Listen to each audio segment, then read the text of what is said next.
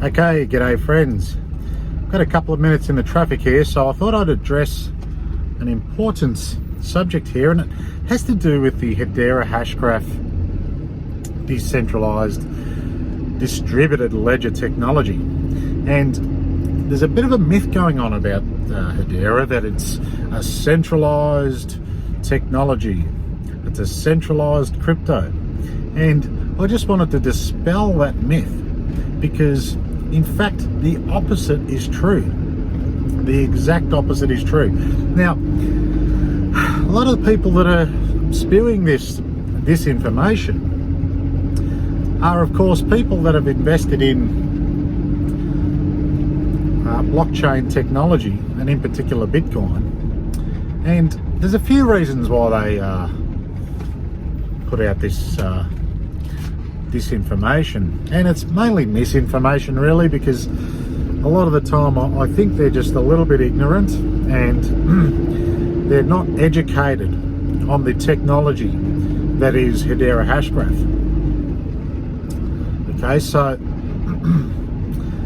another part of it too is that they're a little bit sentimental about Bitcoin. You know, it's been around a long time, and you know, it had so much to promise, and in theory it's a good thing as far as what it, you know, what the promise of it was to deliver.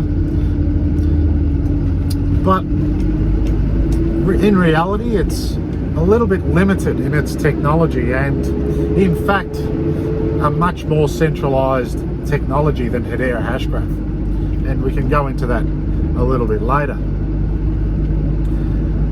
So, and of course they're invested in it, so it's a lot of emotionality. They're emotional about Bitcoin because it's, you know, they've got a vested interest and they've got their blinkers on a little bit. So something comes along that threatens that position and challenges that position, so they go into kicking and screaming mode. But they will come into Hedera Hashgraph kicking and screaming if they must, because when you look at a DLT, which is what we're talking about, there's three words: distributed ledger and technology. Okay, so distributed ledger technology. So a synonym for distributed could be decentralized. So instead of having all the ledger in one place in a central server, you distribute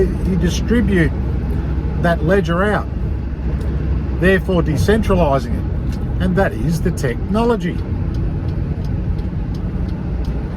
So what happens with Hedera is people look at the initial structure and they see these multinational, multi-billion-dollar corporations that have been given permission to be nodes on the network, and they jump to the conclusion that, oh, it must be centralized because, you know, there's only, you know, 39 permission nodes, and what about all the rest of us? And you know, they don't realize that that particular part of the process is necessary to maintain what's called asynchronous Byzantine fault tolerance, which is the gold standard of security for decentralized ledger technology, or distributed ledger technology. They don't even realize what asynchronous Byzantine fault tolerance means, and it means that there's no more than 1/3 of the nodes must be able to own or collude to take over the network. And this decentralization of the nodes, by spreading them out all over the world and in different industries, is the best stopgap to prevent 1/3 of the nodes colluding, up to the point where it becomes virtually impossible and financially unviable to take over 1/3 of the network when there's more nodes and more uptake. And then the next part of the process is the permissionless stage, which they don't look forward to. They don't realize that that's part of the plan and that's part of the technology. In fact, the Hashgraph algorithm, that's what it is designed for, the permissionless part of this whole thing. Okay, and the way it does this is, of course, through virtual voting, where actual votes don't have to go out over the internet to achieve consensus. And that is the genius of the Hashgraph algorithm, because through the real breakthrough, which is gossip about gossip, the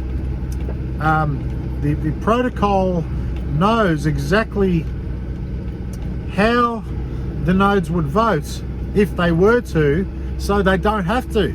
And that allows the algorithm to achieve consensus with the least amount of bandwidth, information and electricity.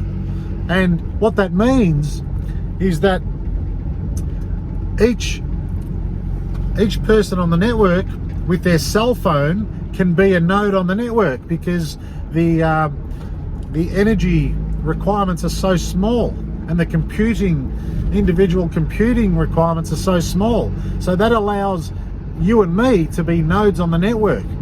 Now, if you can show me another decentralized ledger technology that is so decentralized that each person can be a node on the network, I'd love to hear about it. That it maintains asynchronous Byzantine fault tolerance. I'd love to hear that, because there isn't any. And that makes Hedera Hashgraph, in fact and indeed, the most decentralized distributed ledger technology in existence, and that is actually at all possible.